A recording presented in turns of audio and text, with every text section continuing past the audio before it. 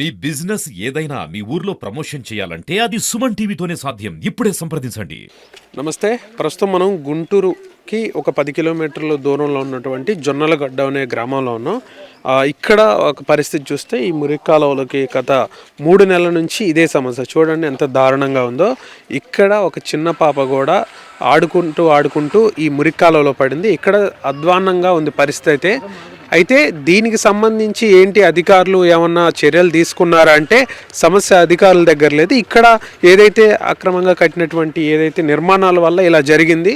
ఒకప్పుడు అక్కడ ఉండాల్సిన పూడిక కాస్త ఇటువైపు మళ్లించారని చెప్పేసి ఇక్కడ గ్రామస్తులు చెప్తున్నటువంటి పరిస్థితి.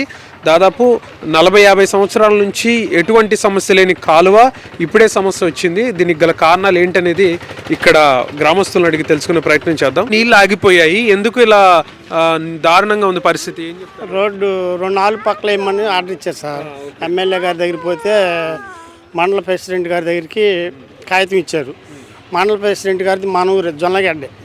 ఒకరోజు పిల్ల పడిపోతే నైట్ ఆడపిల్లలందరం పోతే మళ్ళీ గారు అన్నారు రేపు పంపిస్తామండి అన్నారు. వచ్చారు, పంపించారు, మళ్ళీ వెళ్ళిపోయారు, రావట్లేదు ఇంతవరకు. మళ్ళీ గ్రీన్ హౌస్లో పెట్టాం. మేడం గారి దగ్గర పెడితే పంపిస్తా అన్నారు. మళ్ళీ ఆయన సార్ గారు వచ్చి సంతకాలు చేపించుకొని వెళ్ళారు. మళ్ళీ అది లేదు, ఏం లేదు. మళ్ళీ ఎమ్మెల్యే గారి దగ్గరికి వెళ్తేనేమో మండల ప్రెసిడెంట్ గారికి ఇస్తాడు కాగితం. పోగానే మళ్ళీ ఇట్లా మీ మండలం చూడు, మీ ఇంటి దగ్గర ఏదో సమస్య అంటాడు. మళ్ళీ ఆయన కాడ పోగానే నేను పెడతాను సార్ అంటారు. ఈయన అధికారికి ఇవ్వడం కాగితం, ఈయన దగ్గర ఉంచుకొని ఏదో నాటకం ఆడుతూ ఉంటాడు. అదే ఇప్పుడు చూస్తున్నటువంటి ఈ పాప ఎంత వయసు అమ్మా? 2 సంవత్సరాల పాప ఆడుకుంటే మురికి కాలువలో పడింది. అమ్మా, ఎందుకమ్మా ఈ మురికి కాలువలు ఇలా ఉన్నాయి? పరిస్థితి ఏంటి? మేము చంద్రబాబు నాయుడు గారికి వేసుకున్నాం ఓటు, మాకు మా న్యాయం చేస్తాడని. మరి 3 నెలలు అవుతుంది తీసి. ఇంతవరకు ఏ అధికారం వచ్చినా కానీ ఏదో ఒకటి చెప్తున్నారు, వెనక్కి వెళ్ళిపోతున్నారు. మరి మాకు న్యాయం ఆయనే చేయకపోతే ఇంకెవరు చేస్తారు సార్? బోర్ల ఆంజనేయులు గారిని గెలిపించుకున్నాం మేము, ఓట్లు వేయించుకొని. మేము అసలుకి నిజంగా మాకు న్యాయం చేయక ఇప్పుడు 3 నెలలు పసిపాపలతో మళ్ళీ ఇంట్లో బాలింతుంది, దోమలు జ్వరాలు వస్తున్నాయి. కాలువలు కూడా మునిగిపోయి బయటకు వచ్చినాయి వాటరు. ఏంటి, ఎందుకని ఇలా స్టాగ్నేట్ అయిపోయినాయి, ఆగిపోయాయి? వచ్చినా సార్ అది 40 సంవత్సరాల నుంచి పోతుంది సార్ నీళ్ళు. అదైతే బూట్ చేశారు రావద్దని. మరి వచ్చిన అధికారులు 4 పక్కల వేస్తామన్నారు, అదైతే వేయకోకుండా మళ్ళీ వెనక్కిపోయారు సార్. ప్రతి అధికారి రావటం వెనక్కిపోవటం. ఏం చేశారంటే ఇది కొంచెం తొలగించారు, కనీసం ఇటైనా పోతాయి, నీళ్ళు నిలవకుండా ఉంటాయి. పిల్లలు పడుతున్నారు, పెద్దోళ్ళు కూడా అసలు ఆపరేషన్ చేయించుకున్న వాళ్ళు ఉన్నారు ఇక్కడ, అట్లాంటి వాళ్ళు కూడా పడుతున్నారు. ఇంకా అదేమంటే మాకు ఎమ్మెల్యే సపోర్ట్ ఉంది, ఎమ్మెల్యే మమ్మల్ని పూడ్చుకోమంటున్నారు అని చెప్తున్నారు వాళ్ళు.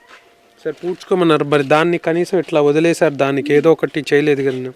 అసలు ఎమ్మెల్యే గారు ఎందుకు పూడ్చుకోమంటారు సార్? ఇప్పుడు ఎమ్మెల్యే గారు చదువుకున్నవారు, కలెక్టర్ గారు ఆయన, ఏదైనా ఉంటే అభివృద్ధి జరగాలంటారు కానీ ఎమ్మెల్యే గారు పూడ్చుకోమంటారు కదా. మీరు వెళ్ళి కలిసి ప్రయత్నం చేయలేదు సార్?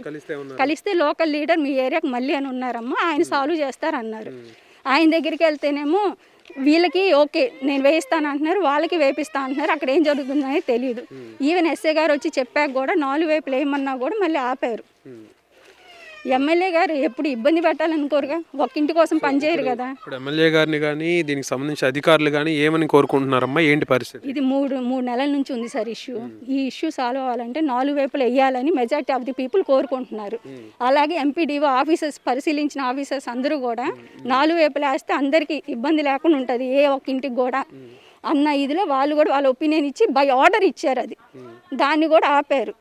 కాబట్టి మేమందరం ఒకటే కోరుకుంటాం, 4 వైపులు వేసి వాటర్ ముందు పోయేట్టు చూడండి. ఆ వేయటం కంటే కూడా ముందు ఇక్కడ ఉన్న అడ్డంకులు తీస్తే కనీసం వాటర్ అయినా పోతాయి కన్స్ట్రక్షన్ జరిగే వరకు. దాదాపు ఎంతమంది సఫర్ అవుతున్నారమ్మా? ఎన్ని ఇళ్ళు ఉన్నాయి, ఎంతమంది? ఈ బార్ మొత్తం కలిపి 15 హౌసెస్ దాకా ఉన్నాయి సార్. 15 హౌసెస్ ఉన్నాయి దగ్గర దాదాపు 50 మంది ఉంటారు సార్. రైట్. ఏదైతే ఇక్కడ జొన్నలగడ్డ ప్రాంతం ఉందో, ఇక్కడ ఇప్పుడే ఇటీవల మున్సిపల్ కార్పొరేషన్లో దీన్ని ఈ 11 గ్రామాల్లో కూడా ఈ లిస్ట్ ఏదైతే కార్పొరేషన్లో కలపాలనుకున్నారో ఆ ప్రాంతంలో కూడా జొన్నలగడ్డ చాలా ప్రధానంగా ఉంది. ఎందుకంటే దాదాపు 7-8 కిలోమీటర్ల డిస్టెన్స్లోనే గుంటూరుకి అతి దగ్గర ఉన్నటువంటి ఈ ప్రాంతం. అయితే ఆ ప్రాంతంలో ఎటువంటి అభివృద్ధి ఉందనేది మనకు కనపడుతూనే ఉంది. దాదాపు 50 మంది నివసించే ఈ ఒక్క చిన్న ప్రాంతంలో ఈ ఏరియా వరకు, ఈ ఊరంతా కాదు, ఈ ఏరియా వరకు ఇక్కడ ఉన్నటువంటి ఇది దాదాపు 3 నెలల నుంచి ఉన్నా కూడా దీని మీద ఎటువంటి ఎటువంటి త్వరితగతి చర్యలు తీసుకోలేదు. ఎన్నోసార్లు గ్రీవెన్స్కి వెళ్ళారు, అధికారులను కలిసినా కూడా ఎటువంటి ఉపయోగం లేకుండా పోయింది. ఇక్కడ నిర్మించేటువంటి ఏ కట్టడాలైనా కూడా అధికారికంగా నిర్మించడానికి కూడా వాళ్ళు వాటి దగ్గర ఎటువంటి పర్మిషన్స్ లేకపోయినా కట్టారని చెప్పేసి ఇక్కడ వారైతే ఆరోపిస్తున్నారు. ఈ సమస్యని అధికారులు త్వరితగతిన పూర్తి చేయాలని, క్లోజ్ చేయాలని, మా ప్రాబ్లమ్స్ పట్టించుకోవాలని చెప్పేసి ఇక్కడ వాళ్ళు అయితే కోరుతున్నారు. ఇప్పటికే చాలామంది అనారోగ్య బారిన పడిన పరిస్థితుంది. చిన్న పాప, 2 ఏళ్ల పాప మురికాలలో పడిన పరిస్థితుంది. పైగా అది రైనీ సీజన్ తర్వాత వింటర్ సీజన్. ఈ మధ్య ఎక్కువగా జీజీహెచ్లో మనం కనుక చూస్తే ఈ వింటర్ సీజన్లో వచ్చే విపరీతమైనటువంటి రోగాలు కూడా ఎక్కువగా బారిన పడినటువంటి పరిస్థితి ఉంది. ఇటువంటి తరుణంలో కనుక చూస్తే వీళ్ళు ఆర్థికంగాను, ఆరోగ్యపరంగాను, ఇక్కడ మోరల్గా కూడా చాలా దెబ్బతిన్నటువంటి పరిస్థితి ఉంది. అధికారులు త్వరగా పరీక్షించాలని, దీన్ని పరిష్కరించాలని చెప్పేసి ఇక్కడ వారు కోరుకున్నటువంటి పరిస్థితి. కెమెరామెన్ కిరణ్తో శివరాజ్ శంకర్, సుమన్ టీవీ, గుంటూరు.